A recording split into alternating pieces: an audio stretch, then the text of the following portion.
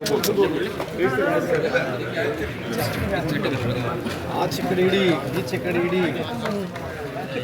ಹೇಳಿ sir sir ಯಾವಾಗ ಒಂದು ವಿಶೇಷ ಏನು ಸರ್? ನಮ್ಮ ಸಮಾಜದ ಚಿಂತನ ಸಭೆ ನಮಗೆ ಶ್ರೀಮಂತ್ ಕುಮಾರ್ ಪಾಟೀಲ್ ಸಾಹೇಬರಿಗೆ ಆಹ್ವಾನ ನೀಡಿದರು.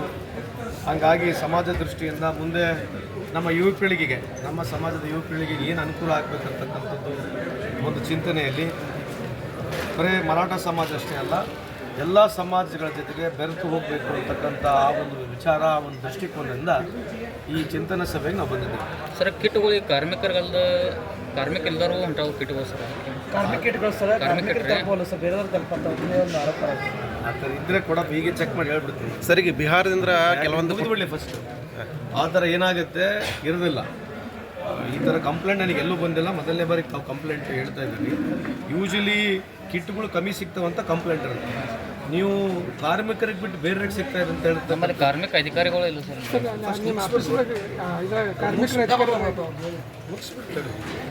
ಸೊ ಆ ಥರ ಎಲ್ಲ ಗಮನಕ್ಕೆ ಬಂದರೆ ಕೊಡಿ, ನಾನು ಈಗಲೇ ಬೇಕಿದ್ರೆ ಸ್ಪಷ್ಟೀಕರಣ ಕೊಡ್ತೀನಿ. ಆಯ್ತು, ನಿಮ್ದು ಹೇಳಿ ಏನು? ಅಲ್ಲಿ ಕಾರ್ಮಿಕ ಆಫೀಸ್ದಾಗ ರೀ ಆಫೀಸರ್ ಸರ್ ಇರಂಗಿಲ್ಲ ಸರ್, ಕಾರ್ಮಿಕ ಇಲಾಖೆ ಆಫೀಸೇ ಇಲ್ಲ ಸರ್. ಒಂದು ನಮ್ಮಲ್ಲಿ ಬಾಡಿಗೆ ಕಟ್ಟಿಗೆಯಲ್ಲಿ ನಮ್ಮ ಆಫೀಸ್ ಇದೆ. ಸ್ವಂತ ಕಟ್ಟಡ ಆಗ್ಬೇಕಂತದ್ದು ನಿಮ್ಮ ಕೂಗು ಸಾರ್ವಜನಿಕರಲ್ಲಿ ಮುಂದೆ ಬರ್ತಕ್ಕಂಥ ಮಾಡ್ತೀವಿ ಸರ್. ಬಿಹಾರದಿಂದ ಕುಟುಂಬಗಳು ಬಂದ ಹೇಳಿ ಏನು ಹೇಳಿ ನೀವೇನಿಲ್ಲ ಅದೇ ಆಫೀಸ್ದಾಗ ಇರಂಗಿಲ್ಲ ಸರ್, ಅಧಿಕಾರಿಗಳು ಇರಂಗಿಲ್ಲ. ಆಫೀಸಲ್ಲಿ ಇರೋಂಗಿಲ್ಲ ಅಂತಕ್ಕಂಥದ್ದು ನಾನು ಒಪ್ಲಿಕ್ಕಿಲ್ಲ. ನೀವು ಓದಾಂಥ ಒಂದು ಸಂದರ್ಭದಲ್ಲಿ ಇರಲಿಕ್ಕಿಲ್ಲ. ಬಟ್ ಯಾವುದೋ ಒಂದು ಇನ್ಸ್ಪೆಕ್ಷನ್ ಹೋಗಿರ್ತಾರೆ, ಯಾಕೆ ಹೇಳ್ತೀವಿ ಅಂತಂದ್ರೆ ನಮ್ಮಲ್ಲಿ ಮೊದಲು ಇಲಾಖೆ ನಮ್ಮದು ಭಾಳ ದೊಡ್ಡದಿದೆ. ಸುಮಾರು ನಮಗೆ ಬರ್ತಕ್ಕಂಥ ಅನ್ಆರ್ಗನೈಸ್ ಸೆಕ್ಟ್ರು, ಆರ್ಗನೈಸ್ ಸೆಕ್ಟರ್ ಸೇರಿದರೆ ಬಹುತೇಕ ಪ್ರತಿಯೊಬ್ಬರು ನಮ್ಮಲ್ಲಿ ಬರ್ತಾರೆ. ಆಮೇಲೆ ಇತ್ತೀಚೆಗೆ ಏನಾಗಿದೆ, ಅರ್ಜಿಗಳು ಜಾಸ್ತಿ ಬರ್ತಾ ಇದೆ ನಮಗೆ ಯಾವುದು ರಿಲೀಫ್ಗೆ.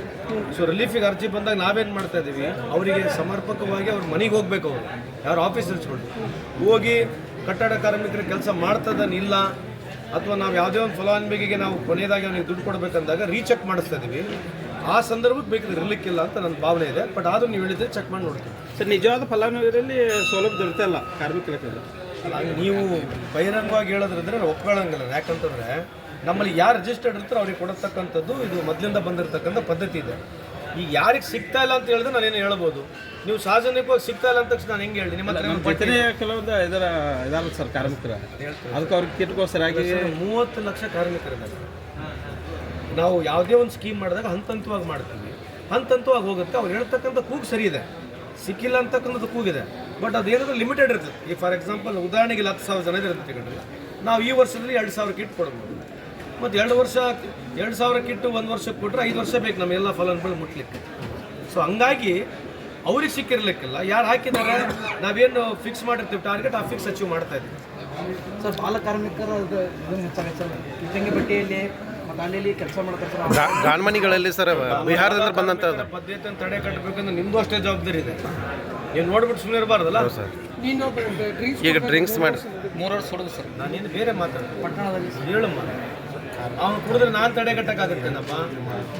ಅವ್ರ ತಂದೆ, ಅವ್ರ ತಾಯಿ, ಅವ್ರ ಅಣ್ಣ ತಮ್ಮಂದರು, ಸಾರ್ವಜನಿಕರು, ಇದೆಲ್ಲರ ಜವಾಬ್ದಾರಿ ಇರ್ತದೆ.